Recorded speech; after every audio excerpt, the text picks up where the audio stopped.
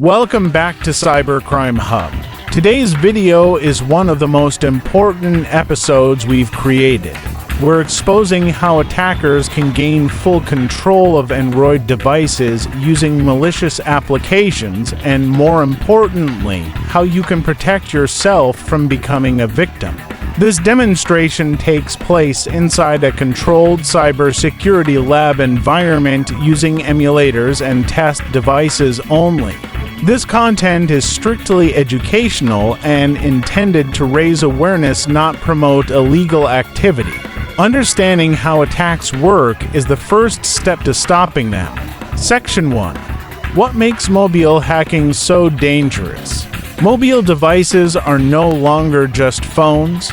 They store our passwords, private messages, photos, banking apps, location history, and even biometric data. That makes them one of the most valuable targets for attackers. Unlike desktop systems, mobile phones are always connected, always carried, always trusted. Attackers exploit this trust. Mobile hacking can involve malicious apps, fake updates, Trojans disguised as games or tools, spyware hidden in cracked software. Once compromised, a phone can become a portable surveillance device tracking your movements, recording conversations, and exfiltrating sensitive data silently. Section 2. Setting up the testing environment. To understand mobile attacks, cybersecurity professionals rely on a controlled testing environment, often referred to as a security lab. This approach ensures that no real users, personal data, or live systems are placed at risk during demonstrations or research. In our setup, we use Kali Linux as the attacker machine. Kali Linux is a specialized operating system built specifically for cybersecurity professionals. It contains a wide range of penetration testing and digital forensics tools that are designed for learning, research, and offensive security testing, not for illegal activity. Its purpose is to help security analysts identify weaknesses so they can be fixed before real attackers exploit them. To simulate a target device, we use the Genemotion Android emulator. Instead of attacking a physical phone, the emulator replicates an Android environment in a virtual space.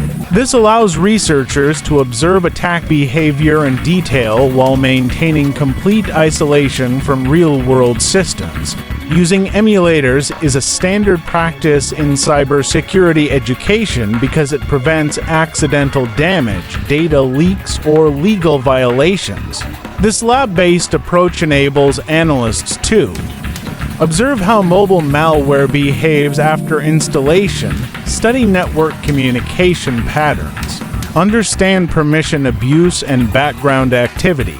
Most importantly, this environment ensures that demonstrations remain legal, ethical, and privacy-respecting, while still accurately reflecting how attacks happen in the real world.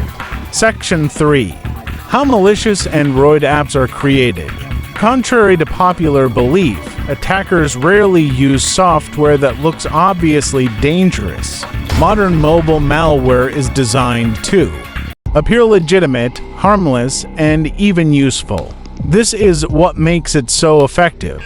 Instead of labeling apps as hacking tools, attackers disguise them as fake system utilities, modified versions of popular applications, free premium software that promises paid features at no cost. Behind the scenes, attackers may use payload generation tools, such as Misvenom, to embed malicious functionality inside otherwise normal-looking applications. From the user's perspective, the app installs and opens normally.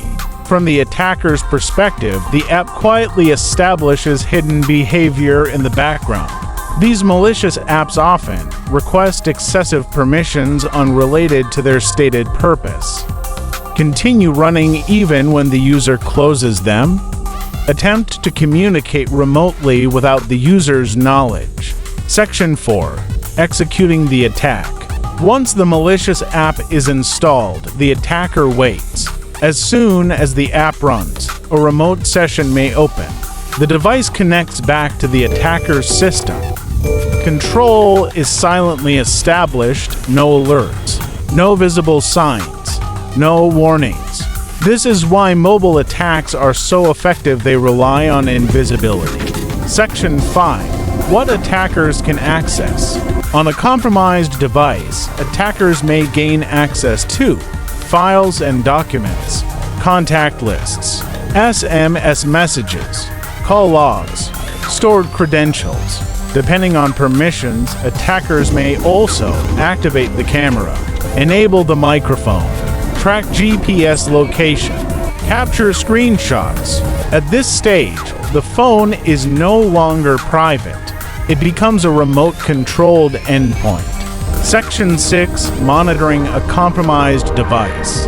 From the attacker's perspective, monitoring happens remotely. They can view device location in real time, browse stored files, capture photos or audio, observe user behavior.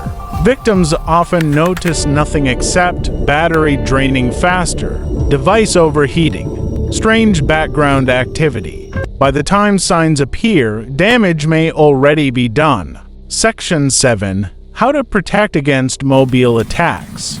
Defense is possible and effective when users stay informed.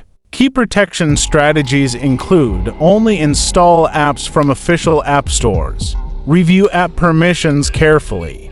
Avoid cracked or modified applications. Keep Android and apps updated. Use mobile security software. Monitor unusual battery or data usage. Security is not about paranoia, it's about awareness. Section 8. Legal and ethical considerations. Before we close, this must be clear. Unauthorized access to devices is illegal. Ethical hacking requires explicit permission. Responsible testing. Legal compliance.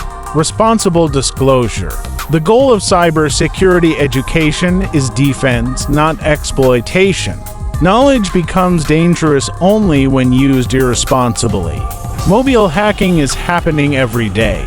If you understand how attackers operate, you're far less likely to become a victim. Subscribers to Cybercrime Hub like and share it with someone who uses a smartphone daily. Stay smart, stay protected, and we'll see you in the next cybersecurity breakdown.